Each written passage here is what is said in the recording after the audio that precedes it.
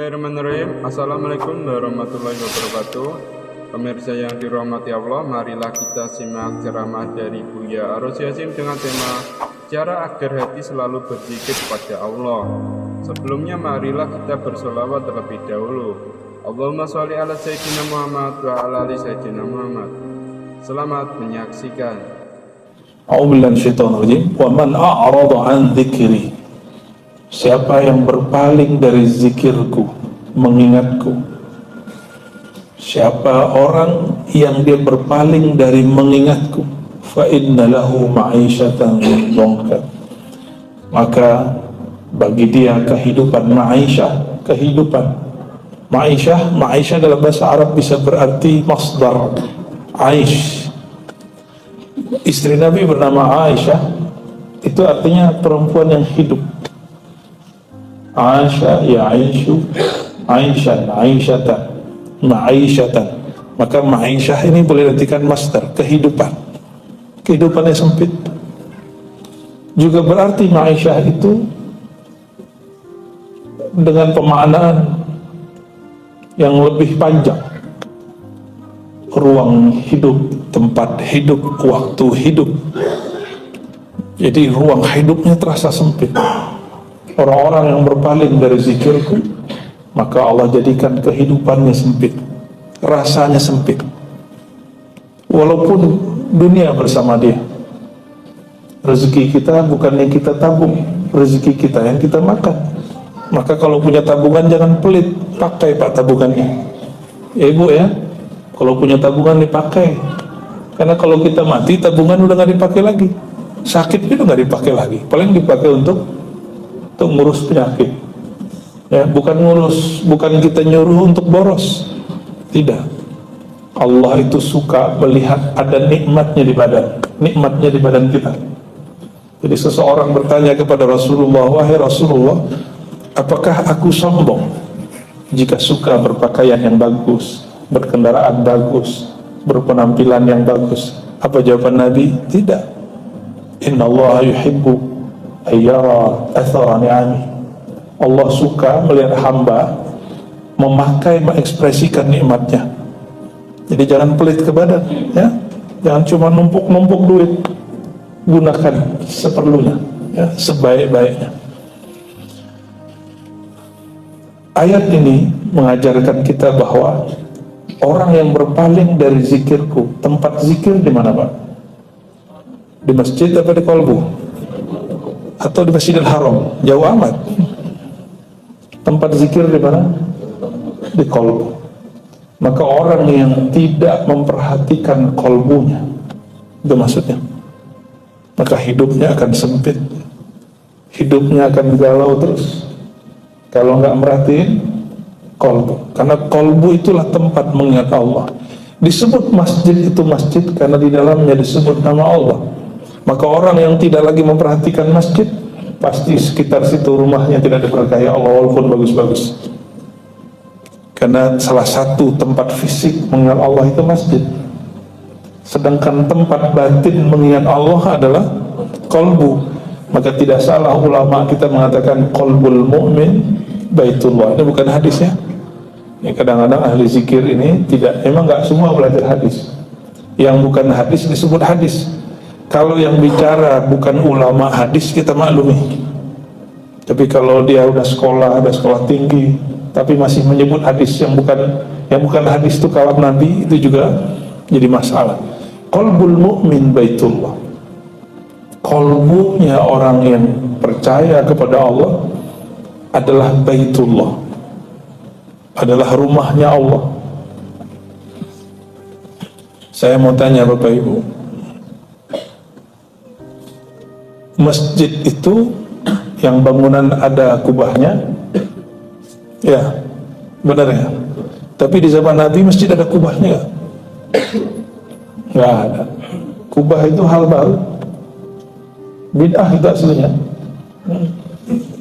Cuma untungnya ulama kita ngerti cara berhukum kepada bid'ah. Bid'ah itu ada yang bid'ah syar'iyyah dalam syariat, ada bid'ah yang lughawiyah dalam bahasa. Kalau bahasa ulama mazhab, ada bid'ah hasanah, ada bid'ah sayyi'ah. Ibnu Taimiyah, Imam Salafi, enggak membagi bid'ah menjadi hasanah dan sayyi'ah, baik dan buruk, tapi dia bagi dengan istilah lain. Bid'ah lughawiyah, bid'ah syar'iyah, sama aja. Tapi hari ini sekarang orang yang ngaku ikut manhaj beliau mengatakan bid'ah itu semuanya sesat. Enggak ada kullu bid'ah dhalalah. Ini kalam Nabi. Iya, kalam Nabi begitu. Pemahaman kita yang tidak sampai. Imam dia tetap bagi bid'ah jadi dua. Kita ngotot bid'ah cuma satu. Ya. Kalau bid'ah nggak ada pembagian seperti ini, maka akan banyak saklek dalam beragama. Ya. Qalbul mu'min baitullah. Qalbu orang beriman itu tempat menyebut nama Allah. Maka di tubuh ini kesolehan itu bukan pada pakaian, bukan pada jenggot, bukan pada gamis, bukan pada kopiah ataupun ridanya. Kesolehan itu ada kepada sulhul qalb. Maka benarlah dalam hadis Imam Bukhari, idza saluhat saluhal jasadu kullu.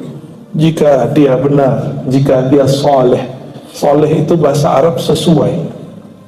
Jika dia sesuai, dia selaras, itu disebut saluha. Maka amal saleh bahasa Arab itu bukan berarti orang banyak sholat. Amal soleh artinya amalnya sesuai lahir dan batin.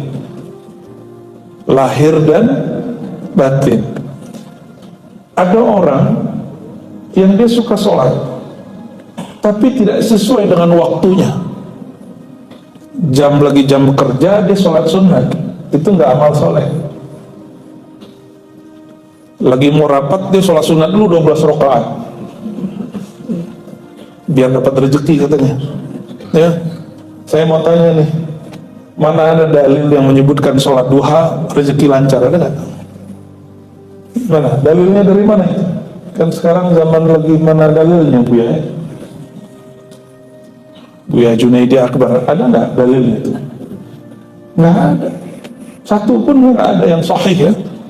Yang sahih nggak ada. Terus dari mana munculnya sholat duha biar rezeki lancar? Itu cuma dari doa, dan doa itu bukan dari Nabi, dari ulama, itu bid'ah lah gitu ya. Maka kalau ingin mengerti apa yang disebut sholat atau ibadah yang soleh, amal soleh, amal yang sesuai, yang relevan. Jangan lagi mau rapat sholat dulu, orang selesai rapat dia masih 10 rakaat. Yang disebut amal saleh muwafaqatul zahir wal batin, sesuai lahir dan batinnya. Maka innal ladzina amanu wa amilus shalihat, itu kalimatnya selalu shalihat. Orang-orang yang beriman dan beramal yang sesuai antara lahir dan batinnya. Kenapa orang munafik itu sholat tapi tetap celaka? Karena batinnya dengan zahirnya nggak sesuai. Tubuhnya zikir, tapi qalbunya nggak zikir. Maka celaka, dia sedang menipu Allah dan orang-orang beriman. Dia ingin menipu orang. Tipuan itu sekarang mudah, cukup dengan penampilan. Tapi ingat, orang-orang yang dekat kepada Allah tidak bisa ditipu. Ya, nggak bisa ditipu, karena kalam dari kolbu akan masuk ke dalam kolbu. Kalam dari otak ini masuk ke otak. Kalam yang dibuat-buat cuma akan enak didengar, tapi tidak nikmat untuk dimasukkan ke dalam kolbu. Maka dalam ayat ini, wa man a'rada an dzikri, siapa saja yang berpaling dari zikirku, karena zikir tempatnya dalam kolbu. Bolehkah kita maknai siapa saja yang tidak memperhatikan kolbunya, maka hidupnya akan sempit. Bapak Ibu, di masjid kalau nggak diurus, karpetnya nggak dibersihin, nyaman nggak duduk sini? Kalau karpet nggak dibersihin, debu naik, kita nggak nyaman, dongkar. Ya, itu yang disebut nggak nyaman. Terasa sempit, terasa gelisah. Jika rumah, kita punya rumah, kamar nggak dibersihin, kain kotor di mana-mana, nyaman di kamar? Enggak. Kalau makan di rumah makan restoran, lalarnya di mana-mana, terbang mejanya, orang-orang udah pulang, datang pelanggan baru, tapi mejanya kotor semua. Jadi makan nggak situ? Kita lagi duduk, tiba-tiba kita ngelihat ada orang pakai baju kotor, ya. Atau kita lihat pekerjaannya bajunya kotor, mau makan nafsu nggak? Inilah sebab kenapa orang tidak bisa menikmati zikir dalam kolbunya, karena kolbunya tidak pernah dibersihkan, nggak pernah dimainkan. Masjid nggak diurus, nggak nyaman di masjid. Rumah, kamar nggak dibersihkan, nggak nyaman di kamar. Kecuali sudah berganti status. Yang nyaman tidur dekat nya siapa? Ayam, ya. Ayam itu disebut bahimah, binatang ternak. Kambing, ya. Apa lagi? Sapi, domba, itu nyaman tidur sampingnya ada nya. Bahkan dia tidur di atas kotoran dia. Kecuali sudah berubah status, ya, berubah status dia dari manusia menjadi. Nah, kenapa di Quran itu ada penyamaan antara manusia dan hewan ternak? Ulaika kal an'am. Karena dia punya hatinya sudah nggak peka. Nggak usah peka ke orang, peka ke diri sendiri dulu. Nggak usah hitung hati orang, nggak usah melihat hatinya baik, hati kita aja dulu. Jika kolbu ini sudah tidak diperhatikan sebagai tempat zikir, bagaimana kita akan memperhatikan kolbu orang lain? Rumah, kalau catnya sudah kotor, diapain? Dicat ulang. Sama lantainya kotor, dibersihin. Nah, kotoran kolbu wajib dibersihkan. Kalau tidak, seseorang tidak akan nyaman zikir di situ. Maka cara untuk merawat kolbu, bersihkan dia dahulu, baru isi dengan zikrullah.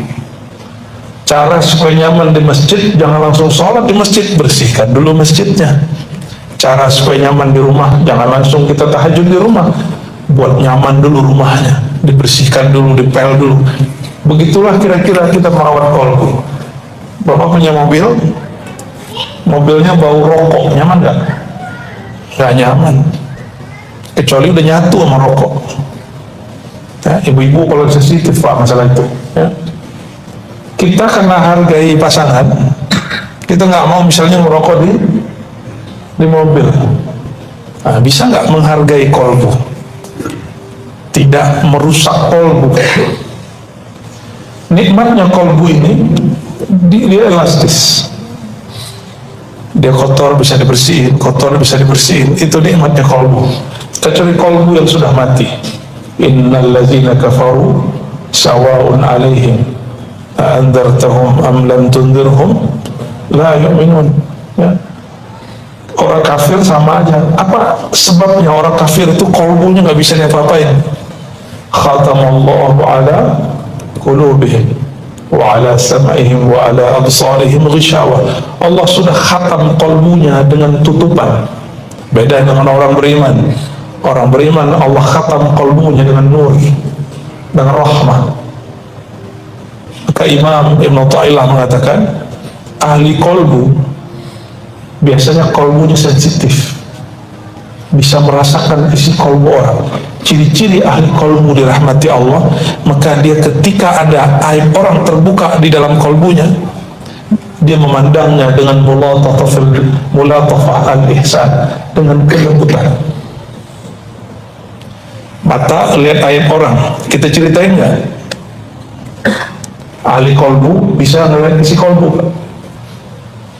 Kalau ahli kolbunya tidak dapat rahmat Allah, maka dia akan beberkan isi rahasia kolbu orang lain. Dulu ada seorang imam, setiap kali melihat ada orang wudu, dia lihat maksiat yang ngalir di air wudu itu. Mau nggak Pak ilmu begitu? Bisa ngeliat maksiat orang? Mau nggak ilmu begitu? Saya kasih. Ya, tapi saya aja nggak mau, makanya ya, saya pun nggak mau karena capek bisa baca isi hati orang. Capek sekali baca buku aja ngantuk. Tapi awal-awal biasanya seru, asik. Penasaran nggak kalau ada berita buruk? Ya, sama, kita penasaran sama keburukan yang ada di kolbu orang. Benar ya?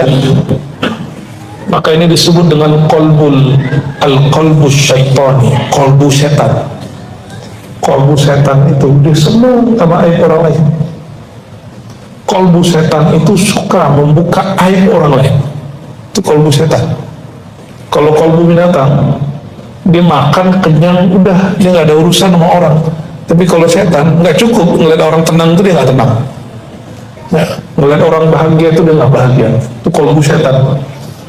Banyaklah hari ini manusia, tapi kolbunya kolbu setan. Nauzubillah ya. Kita berlindung kepada Allah Subhanahu Wa Taala. Bagaimana cara untuk menjaganya? Jika kita tidak bisa menikmati makanan atau makan di tempat yang tempatnya kotor, kecuali tempat itu bersih.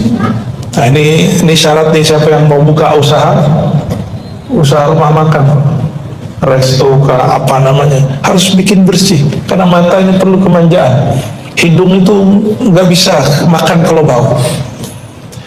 Jadi kenapa orang-orang munafik mengatakan zikir nggak enak? Kok orang-orang munafik mengatakan zikir sama dia begitu aja rasanya? Ini orang munafik yang ngomong begitu.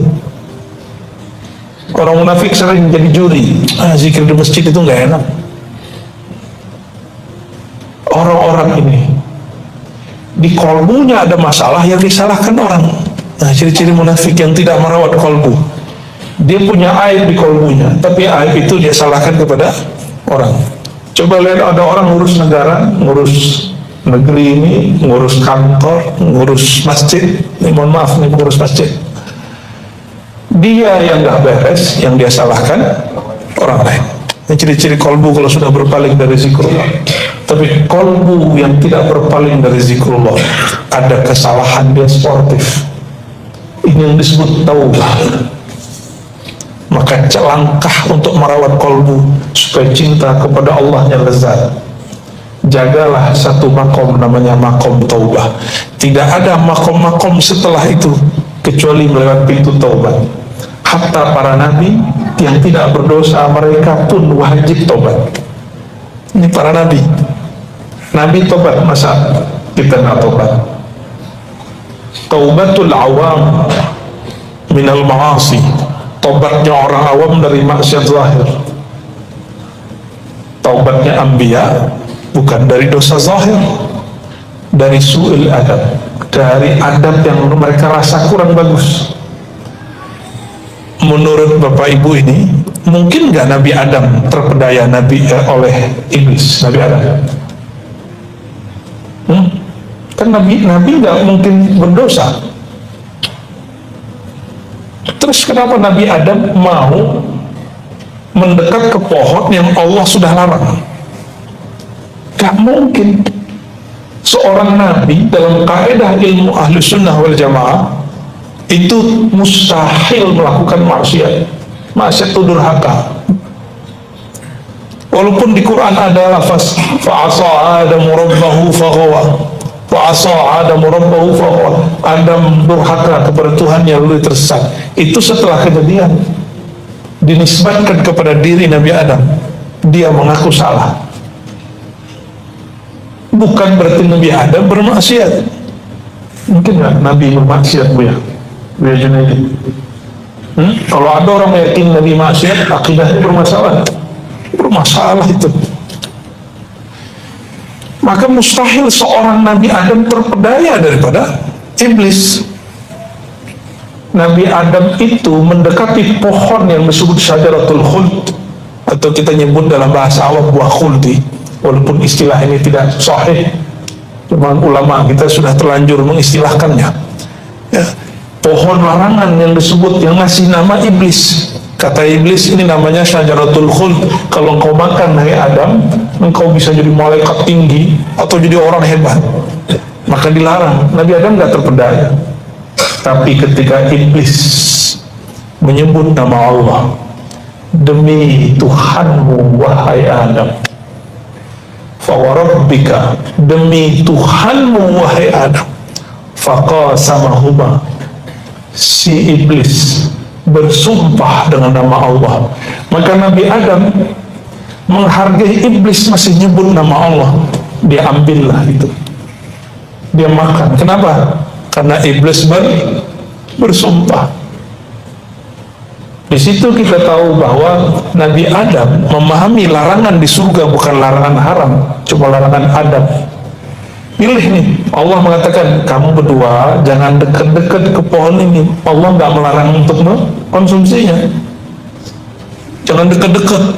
Bisa pemahamannya, jangankan memakannya, mendekat aja nggak boleh. Bisa begitu kan? Tapi Sayyidina Adam, Sayyidatuna Hawa mendengar iblis, faqasamahuma, iblis bersumpah.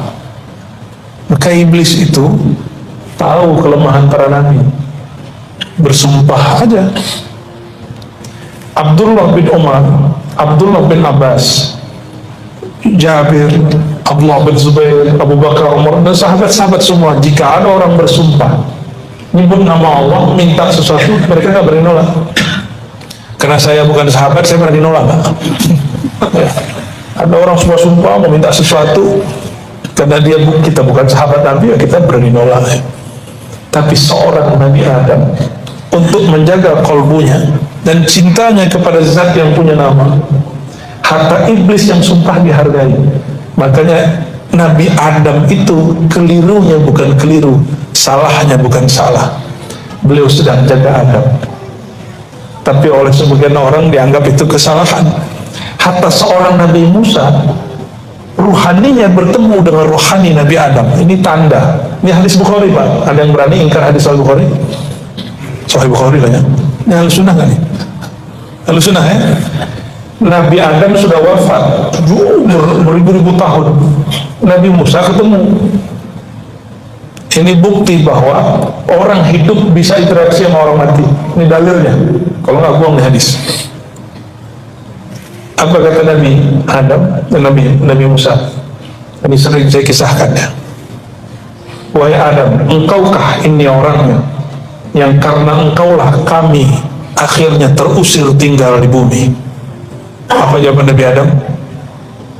Oh ini ya cucuku yang katanya pinter bisa makalam nama Allah, tapi nggak ngerti bahwa sang Adam ini dia hanya mengikuti takdir yang Allah sudah tentukan sebelum Adam dan sebelum Musa dicipta. Siapa yang kalah? Nabi Musa kalah. Berarti Nabi Adam sudah tahu ini takdirnya, cuma dibuatlah skenario. Ada sinetronnya di surga itu ya. Jadi hidup ini betul-betul sinetron, Pak. Innamal hayatud dunya la'ibun, dari sononya udah begitu. Di surga ada begitu, apalagi di dunia. Maka jangan heran ada yang kerja, dia coba-coba kerja tapi nggak berhasil, bukan dia. Tapi tenang, rezeki tidak pernah tertukar ya. Kalau ada jodoh tertukar itu sinetron ya, Pak. Allah nggak pernah salah kirim rezeki. Yang ada kita salah faham mengenai jalan rezeki.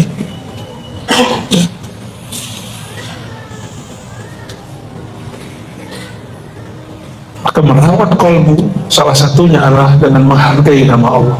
Nabi Adam menghargai nama Allah hatta yang berkalam iblis. Dalam muqaddimah risalah Syarah Al-Asma'ul Husna yang ditulis oleh kakek gurunya Imam Ghazali. Imam Ghazali punya guru namanya Abu Ali Al-Farmadi. Abu Ali Al-Farmadi dia mengajarkan zikr khafi dan Al-Asma'ul Husna. Dia ini punya guru namanya Imam Abul Qasim Al-Kushairi. Al-Kushairi ini berkisah mengenai seseorang jadi wali. Ada seseorang Dia sudah beramal banyak tapi nggak tembus-tembus jadi wali. Kenapa? Dia beramal tapi kolbunya belum oke. Kolbunya belum betul-betul istiqomah menyebut nama Allah. Tiba-tiba waktu dia jalan, dilihat di sampah ada kertasnya bertulis nama Allah, tapi kok kertasnya dibuang di tong sampah. Maka dia ambil, dia bersihin sedikit, dia makan. Apa kata dia? Ini nama Allah nggak pantas taruh sana, saya harus hancurkan di mulut saya sendiri. Dia selamatkan kertas itu. Malam-malam dia tertidur, fara'a rabbahu fi manami. Dalam tidurnya dia melihat Allah yang punya nama datang. Ini mimpi, mana ya? Mimpi. Tidur itu akhul maut, saudara mati. Bertemu Allah harus mati dulu. Bisa mati dalam kesadaran, bisa mati di alam bawah sadar. Apa kata Allah dalam mimpinya? Wahai hambaku, karena engkau menghormati namaku. Dengan cara apa tadi dia hormati? Dia bersihin, dia makan. Maka aku angkat engkau jadi kekasihku. Tuh, gampang-gampang susah jadi wali Allah. Jadi kekasih Allah itu karena dia menghargai nama Allah, itu pantasnya di dalam kolbu. Ciri-ciri orang yang sudah tidak hormat kepada nama Allah, dia sembarangan orang nama Allah. Sembarangan aja nama Allah ya. Maka sahabat-sahabat semua, jemaah subuh yang diberkahi Allah, cara untuk menjaga cinta Allah dalam kolbu, rawatlah kolbu dengan taubat, bersihkan dulu, dan membersihkan yang mesti detail. Taubat itu kalau nggak detail nggak diterima. Sebutkan apa salahnya kepada Allah, akui salahnya, karena semua kita ini ada dosanya, benar nggak? Ya, tanya ke imam kita, pasti beliau nggak merasa suci. Imam merasa suci, mimpin sholat langsung iblis dalam hatinya. Kita jadi makmum merasa lebih tinggi daripada di samping, itu yang sholat bukan manusia. Fawailul lil musallin, celaka bagi orang yang merasa dirinya orang taat. Nah, rawat kolbu dengan taubat yang detail. Sebutkan maksiatnya apa kepada Allah, bukan ke guru, bukan ke ustadz, bukan ke teman. Maka jangan pernah curhatkan maksiat. Jangan pernah curhat maksiat. Semua kita punya maksiat. Semua kita punya masalah. Semua kita punya masa lalu. Ciri-ciri dosa belum dihapus, kita masih ingat-ingat, kita sebut-sebut. Ciri-ciri tobat belum diterima, ingat gelisah. Itu belum diterima tobat itu. Terus gimana? Jangan cerita maksiat kepada orang, ceritanya kepada Allah. Akui di hadapan Allah Subhanahu wa ta'ala, lalu katakan, ya Rabb, aku dulu maksiat begini, terimalah tobatku. Ini yang disebut at-taubah. Kalau sudah begitu, baru minta ampun, ya Allah, ampuni dosaku, dibersihkan oleh Allah, baru isi dengan namanya. Disitulah kolbu akan terjaga cintanya kepada Allah Subhanahu wa ta'ala. Yang punya nama akan memandang kolbu. Sekali saja Allah memandang kolbu dengan rahmat, maka selama-lamanya Allah menyayangi kolbu itu. Sekali saja Allah memandang kolbu kita, selama-lamanya Allah memandang kolbu kita. Maka Ibnu Athaillah mengatakan, kenapa pengalaman rohani itu tidak abadi? Kok khusyuk itu nggak datang setiap saat? Karena yang abadi cuma Allah, khusyuk bukan Allah. Kenapa getaran kolbu itu nggak selalu? Karena getaran itu makhluk. Yang penting nama Allahnya ada di dalam kolbu. Jadi jangan cari khusyuk, jangan cari getar kolbu, jangan cari nikmat zikir. Carilah yang punya nikmat itu, Allah Subhanahu wa ta'ala. Saya tutup dengan hadis qudsi, ana ma'ahu idza dzakarani. Aku tidaklah jauh dari namaku.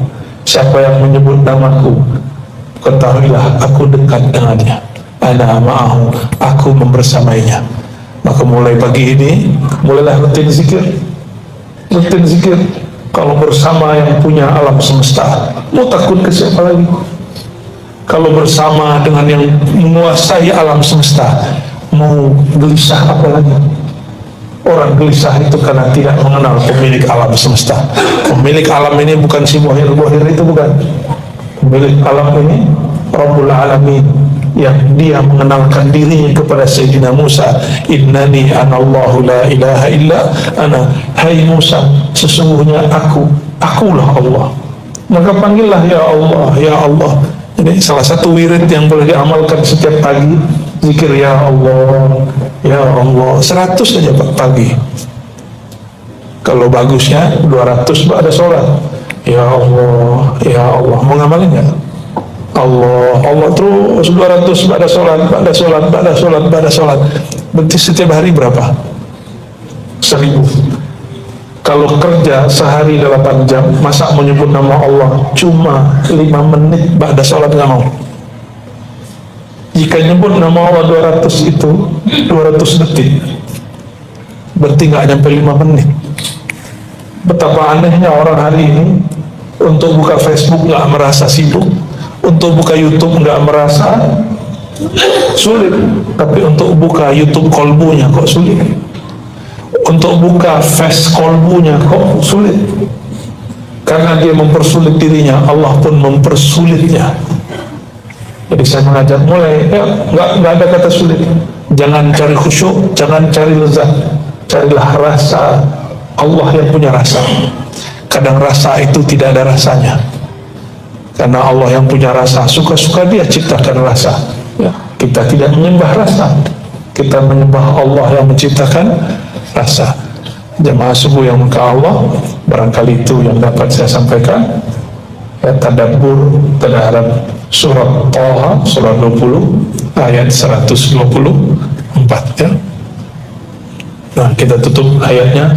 Orang-orang yang berpaling dari zikirku, maka kami jadikan bagi dia ma'isyatan dhanka, kehidupan yang sempit. Wa nahsyuruhu yaumal qiyamati a'ma, di akhirat nanti dia buta. Sekarang bisa lihat, tapi di akhirat buta. Gak mau buta ya? Ya. Orang yang buta di dunia, kalbunya bercahaya, insya Allah nanti dibangkitkan matanya kembali. Ya Allah, maj'alna mimman zakara rabbahu, amin ya rabbal alamin. Gimana? Ya? Katanya ada yang mau nanya. Itu hanya nama yang menunjukkan nilai yang punya nama. Nah, ini bab adab. Kalau memang naruh nama Allah, jangankan itu, naruh Quran aja. Naruh Quran aja deh. Jangan pernah selonjorkan kaki ke arah Quran. Imam Abu Hanifah, kenapa diberkahi oleh Allah mazhabnya? Di hidupnya mazhab dia ditolak. Banyak ulama menganggap dia sesat dulu, tapi sekarang mazhab dia betul-betul sesuai dengan banyak kehidupan masyarakat. Fikih zakat hari ini banyak ngambil dari Abu Hanifah, walaupun kita mazhab Syafi'i. Jadi mazhab Abu Hanifah yang sudah disyafi'ikan. Imam Abu Hanifah ini satu kali ditanya oleh orang di rumahnya, entah itu istrinya atau anaknya, putrinya. Dia tidak mau ketika bersandar di tempat sandarannya kakinya selonjoran ke satu arah, padahal arah itu paling cocok dengan tempat dia bersandar. Ditanyalah, wahai ayahanda, kenapa engkau tidak meluruskan kakimu ke arah sana? Apa jawaban beliau? Di arah kakiku itu ada rumah guruku Hammad bin Abi Sulaiman. Ada guruku bernama Hammad. Dia nggak berani menselonjorkan kakinya ke arah rumah gurunya. Khurafat gitu. Enggak, bedakan cinta adab dengan khurafat. Makanya dia, orang-orang yang faham Abu Hanifah itu pasti beradab kepada Imam Abu Hanifah, karena beliau beradab sama gurunya. Ya, nggak berani. Saya nggak berani, Pak, kalau Jumatan kaki selonjoran ke kiblat seperti yang dilakukan hari ini oleh banyak jamaah di masjid. Saya kesemutan, Pak. Ya, kesemutan, ente arahin ke yang lain. Ya, kan boleh duduk begini. Ya, coba tunjukin cara duduk. Nah, boleh duduk begitu. Kalau Jumatan itu bukan soal adat, boleh duduk begitu. Tiba, ya, yang makruh itu selonjoran. Apalagi kalau lagi ngaji Pak, lagi ngaji kakinya angkat satu, waduh ya Allah, terus ngajak tuh. Dan itu berkali-kali kita lihat ada orang begitu. Cuma adab saya nggak boleh negur, cukup Allah yang tegur dia nanti. Salah satu teguran Allah pada dia, ilmu nggak masuk ke kolbu. Allah menegur paling gawat. Orang menikmati, dia nggak menikmati. Gimana mau menikmati? Ilmu itu seperti air, air itu hanya mengalir kepada yang rendah. Orang tidak akan pernah menikmati ilmu kalau kolbunya tidak merendah. Saya dulu suka khutbah, sesekali nggak khutbah, dengerin khotib, salah mulu dari awal sampai akhir, padahal ada benernya. Lama-lama saya jarang khutbah, mencoba belajar menikmati kalam orang lain, karena kebiasaan ceramahin orang. Kapan lagi diceramahin orang? Kalau lagi khutbah boleh protes nggak? Lagi khutbah males nggak khotibnya, pergi bisa nggak? Nggak bisa Pak, kita dipaksa untuk begitu. Nafsiyah kita, ego kita harus duduk di situ. Lama-lama nikmat. Kalau khotibnya salah, kita doain, ya Allah bimbing si khotib. Mungkin dia lupa sama ayatnya. Bukan cari-cari kesalahan orang. Kalau dulu sudah mah tuh rasain lo ya, nggak siuman tangan dulu sama gua ya. Harusnya sebelum naik sapa dulu lah ya. Perasaan, merasa ingin dihargai orang. Bapak Ibu saudara yang makan Allah. Jadi idealnya kalau ditaruh di kamar ya, jangan buka pakaian secara total. Jangankan di kamar yang ada lafaz Allah ya, bahkan mandi pun dianjurkan mesti ada penutupnya. Ada orang bertanya, kan nggak ada yang lihat wahai Rasulullah, apa kata Nabi? Allah ahaqqu ayyustahya bih, hadis Bukhari. Allah lebih berhak kamu malu kepadanya. Jadi boleh kalau ada kamar ada lafaz Allah dan Muhammad, berarti dia ingin menjadikan kamarnya sebagai Baitullah, rumah-rumah Allah. Dan lebih afdal nama Allah itu ditaruhnya di kolbu ya. Maka Bapak kalau datang ke tempat saya nggak banyak kaligrafi ya, karena bagi saya cukup nama Allah itu di kolbu, nggak banyak ornamen kita, polos ya.